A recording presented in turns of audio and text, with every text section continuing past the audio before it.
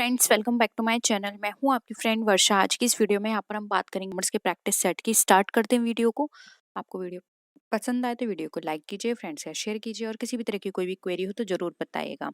देखिए यहाँ पे हमारा क्वेश्चन है, if a partnership firm is not registered then, यानी कि कोई पार्टनरशिप फर्म अगर रजिस्टर्ड नहीं है तो क्या होगा।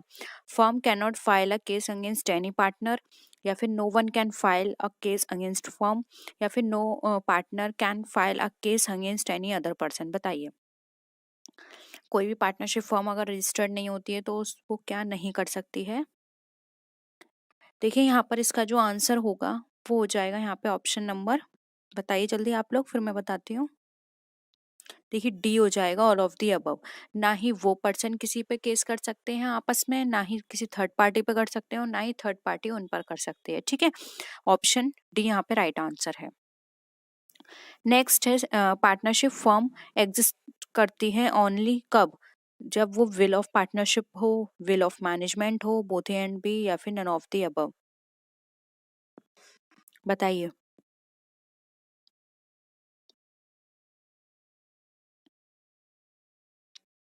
देखिए कोई भी पार्टनरशिप फर्म एग्जिस्टेंस में तब करेगी जब वो पार्टनरशिप एट विल स्टार्ट की गई होगी। एट वो जो भी पार्टनरशिप है विल पे स्टार्ट की गई होगी। मैनेजमेंट की विल से यहाँ पे कोई लेना देना नहीं है।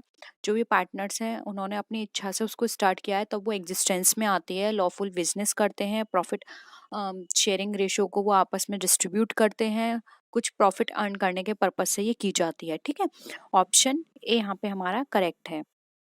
नेक्स्ट क्वेश्चन देखिए, partnership ends with issuing information in this regard. When partnership end होती है इंफॉर्मेशन कब इशू करने पर। There is no objective for such partner, जब उसका कोई ऑब्जेक्टिव नहीं होता।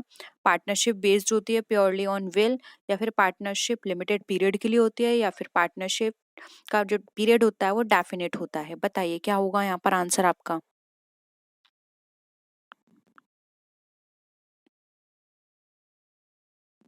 क्या हो जाएगा, जब कोई भी पार्टनरशिप विल पे स्टार्ट की जाती है तब वो कभी भी एंड कर सकती है। बस उसे एक सिंपल नोटिस पब्लिकली इशू करना होगा कि हाँ अब वो अपने जो भी बिजनेस है उसको वो स्टॉप कर रही है, उस पार्टनरशिप को वो एंड कर रही है। ठीक है, बी यहाँ पे करेक्ट हो जाएगा।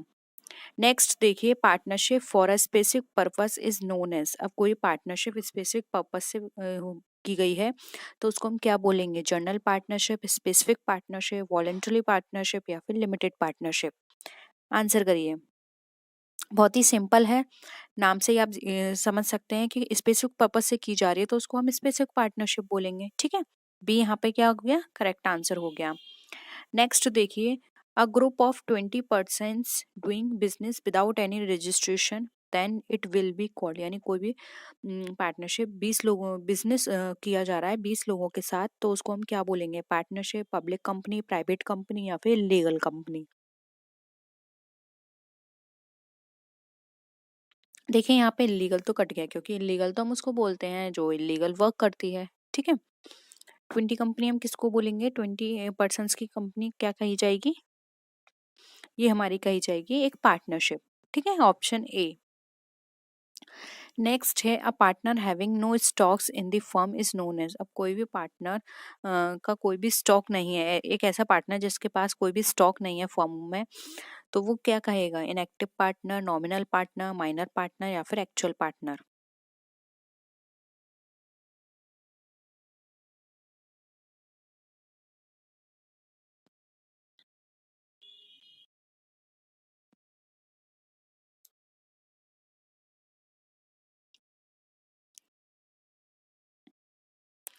देखिए इस तरह के पार्टनर हमारे कहलाते हैं इनएक्टिव पार्टनर, जिसका कोई भी स्टॉक कंपनी के अंदर नहीं होता, ये कंपनी के कोई भी बिजनेस एक्टिविटी में भी काम नहीं करते हैं। ठीक है, नेक्स्ट देखिए, अब partnership legally not recognised in India is. अब कोई भी पार्टनरशिप लीगली रिकॉग्नाइज्ड नहीं है इंडिया के अंदर, कौन सी। General partnership, specific, limited partnership, या फिर वॉलेंटरी पार्टनरशिप। बताइए क्या होगा आंसर।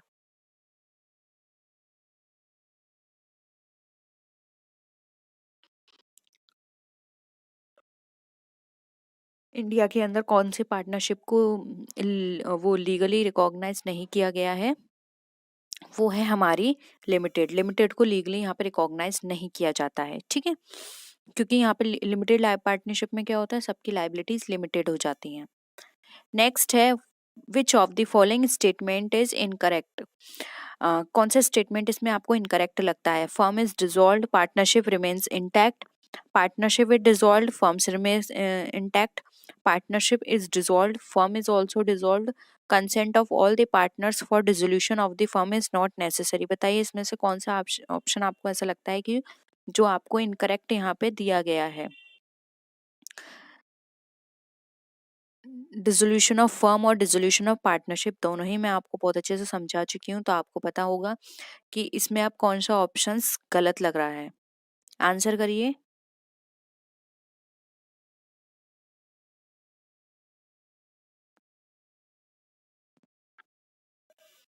क्या हो जाएगा आंसर यहाँ पर आपका? देखिए, इनकरेक्ट की बात करें तो बी हो जाएगा। ये बिल्कुल गलत है कि पार्टनरशिप डिसॉल्व हो गई लेकिन फर्म्स रिमेन्स इंटैक्ट है। ठीक है।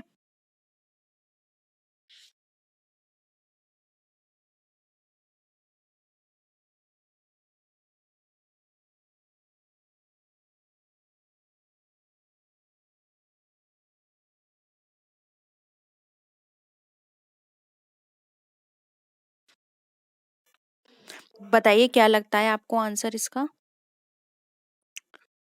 ये क्वेश्चन मैं आपको होमवर्क के लिए दूं, क्योंकि इस पे मैंने आपको शॉर्ट बनाई थी और आपको मैंने ये कॉन्सेप्ट बहुत अच्छे से समझा रखा है। इसका आंसर आप करिएगा, तभी मुझे पता चलेगा कि वो किसने देखा था और किस किस को वो कॉन्सेप्ट समझ में आ गया। ठीक है। कमेंट सेक्शन में इसका आंसर करिए। एक क्वेश्चन मैं आपको होमवर्क के लिए दे रही हूँ। नेक्स्ट क्वेश्चन देखिए, a minor in a firm, एक माइनर फर्म में है क्या? Can not be made a partner, partner नहीं बन सकता। Can be made a partner with the consent of his parents, अपनी पेरेंट्स की कंसेंट से बन सकता है। Can be made a partner as adult are made, जब वो अडल्ट हो जाए तब वो पार्टनर बन सकता है, या फिर वो पार्टनर बन सकता है only if it is mention in the contract, अगर ये मेंशन किया गया कॉन्ट्रैक्ट में। बताइए क्या हो जाएगा इसका आंसर?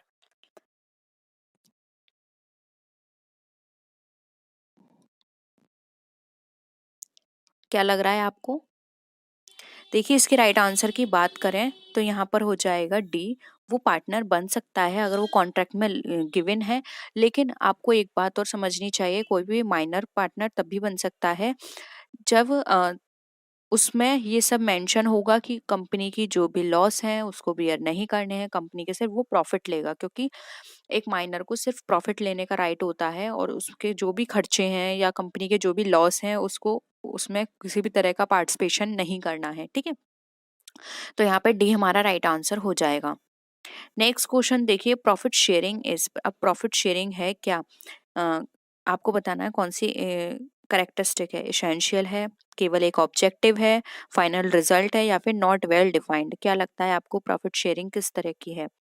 पार्टनरशिप की करेक्टरिस्टिक जल्दी बताइए।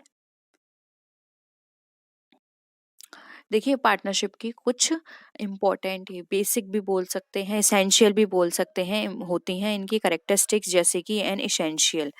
प्रॉफिट शेयरिंग एक एसेंशियल करेक्टरिस्टिक है पार्टनरशिप की। और एसेंशियल में कौन कौन सा आ जाएगा, जैसे कि टू और मोर पर्सन होना चाहिए, लॉफुल बिजनेस होना चाहिए। ठीक है, ये सब इसकी एसेंशियल करेक्टरिस्टिक्स का पार्ट है, इसलिए ऑप्शन ए यहाँ पे राइट आंसर है। नेक्स्ट क्वेश्चन देखिए, in the absence of partnership deed profit and loss is shared. Partnership deed के एब्सेंस में प्रॉफिट एंड लॉस शेयर किया जाता है क्या? In proportion to capital contributed equally among all the partners, in proportion to functional participation in day to day operation, या फिर not well defined. क्या लगता है इसको आंसर आपको? पार्टनरशिप की डीड में प्रॉफिट एंड लॉस किस तरह से शेयर किया जाएगा? देखिए, यहाँ पर राइट आंसर हो जाएगा इक्वली। अगर पार्टनरशिप डीड की एब्सेंस है तो प्रॉफिट एंड लॉस शेयर किया जाता है इक्वली, जो भी पार्टनर्स होंगे, नहीं तो जो भी वहाँ पे उनके कॉन्ट्रैक्ट में मेंशन है उसके अकॉर्डिंग होगा। ठीक है। नेक्स्ट है, इन अनरजिस्टर्ड पार्टनरशिप फर्म इज। अब अनरजिस्टर्ड पार्टनरशिप में फर्म है क्या? An illegal association, can do business after paying the penalty, can do business only after taking special permission, can do business under certain bindings. बताइए, unregistered partnership में firm क्या है?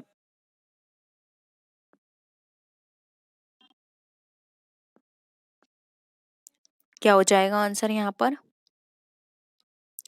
D हो जाएगा। यहाँ पर देखिए आंसर, अनरजिस्टर्ड पार्टनरशिप में कुछ बाइंडिंग्स हो जाती हैं, जैसे कि वो किसी पे केस नहीं कर सकता, वो आपस में कोई भी वो डिस्प्यूट होगा तो पार्टनर्स एक दूसरे के ऊपर केस नहीं कर सकते हैं, और कुछ बेनिफिट्स मिलते हैं जो भी रजिस्टर्ड होते हैं, उस तरह के बेनिफिट्स इनको नहीं मिलेंगे।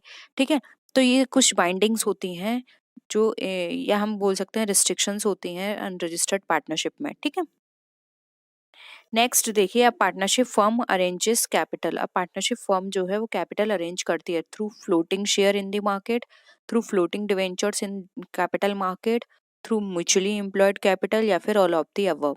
क्या लगता है आपको, एक पार्टनरशिप फर्म किस तरह से अरेंज करेगी कैपिटल को?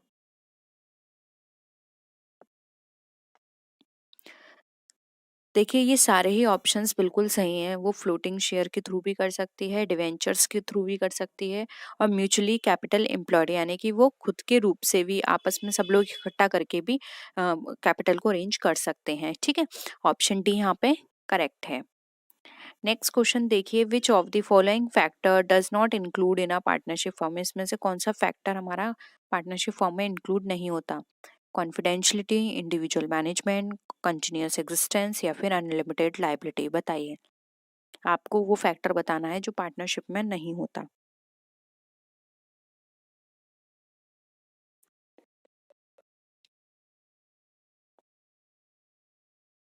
देखिए राइट आंसर क्या हो जाएगा? B, individual management. इसमें इंडिविजुअल मैनेजमेंट नहीं होता क्योंकि सब लोग काम कर रहे हैं तो सबका मैनेजमेंट होगा, सब पार्टिसिपेट करेंगे मैनेजमेंट के अंदर। ठीक है, तो इंडिविजुअल मैनेजमेंट के यहाँ पे हम बोल सकते हैं लैक होता है।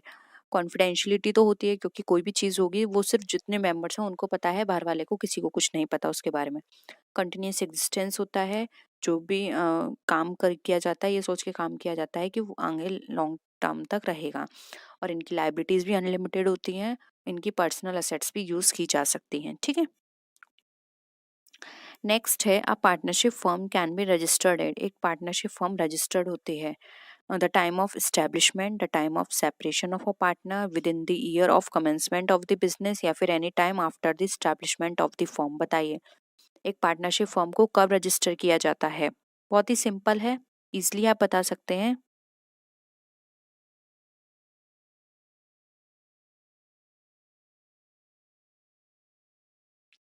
क्या हो जाएगा इसका आंसर?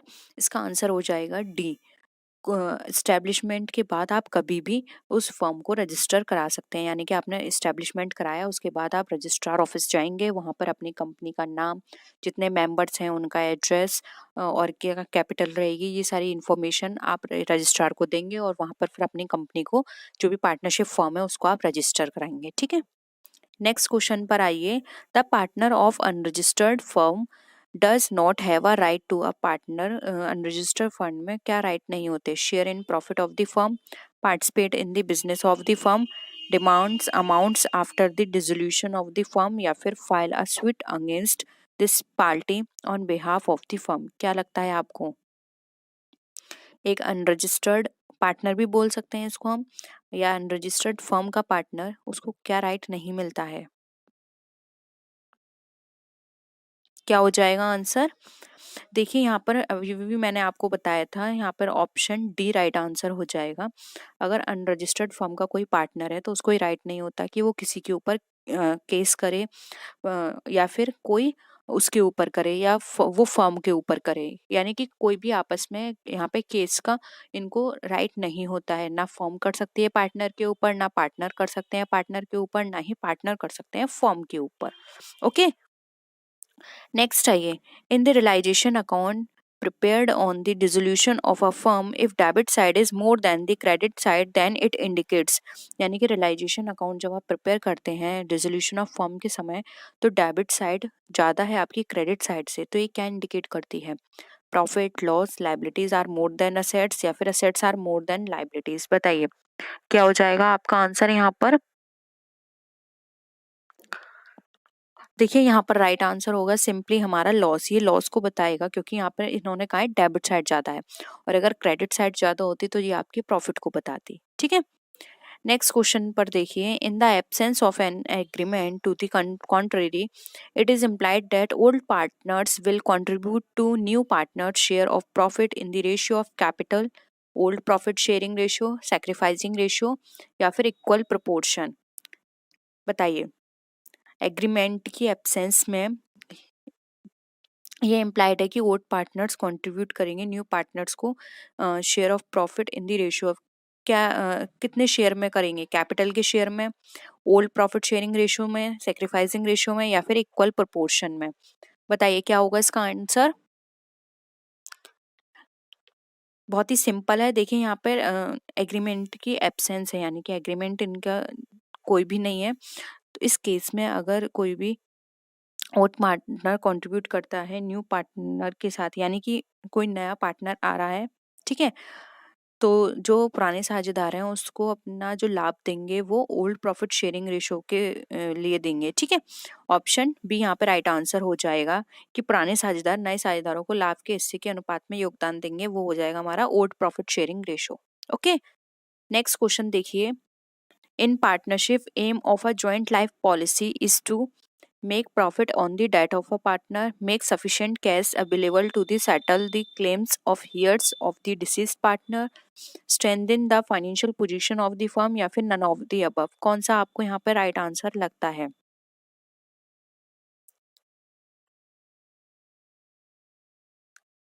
पार्टनरशिप फर्म का में जॉइंट लाइफ पॉलिसी जो होती है उसका एम क्या होता है।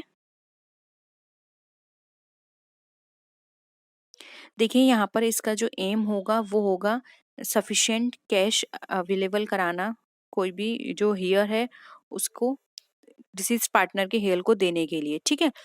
तो यहाँ पर बी राइट आंसर हो जाएगा आपका। नेक्स्ट है, new profit sharing ratio is calculated at the time of admission of a partner, retirement of a partner, death of a partner या फिर ऑल ऑफ दीज। क्या होगा आपका सही आंसर यहाँ पर, बताइए। New profit sharing ratio calculate कब करते हो आप लोग। देखिए यहाँ पर राइट आंसर हो जाएगा आपका ऑप्शन डी। एडमिशन के टाइम पर भी आप new profit sharing ratio calculate करोगे, रिटायरमेंट के टाइम पर भी और डेथ के टाइम पर भी। ये तीनों ही ऐसी कंडीशंस हैं जब आपका new profit sharing ratio calculate किया जाएगा, ठीक है। आज क्लास में बहुत शोर था तो उसके लिए आई एम रियली सॉरी, लेकिन क्वेश्चंस आई थिंक आपको सारे क्लियर हुए होंगे। किसी भी क्वेश्चन में आपको डाउट है तो नीचे कमेंट सेक्शन में आप बताइएगा, ठीक है। और कोई कॉन्सेप्ट आपको नहीं समझ में आया तो वो भी आप नीचे कमेंट सेक्शन में बता सकते हैं। वीडियो कैसी लगी जरूर बताइएगा। नेक्स्ट वीडियो में आपसे फिर मिलते हैं, तब तक के लिए टेक केयर, बाय बाय।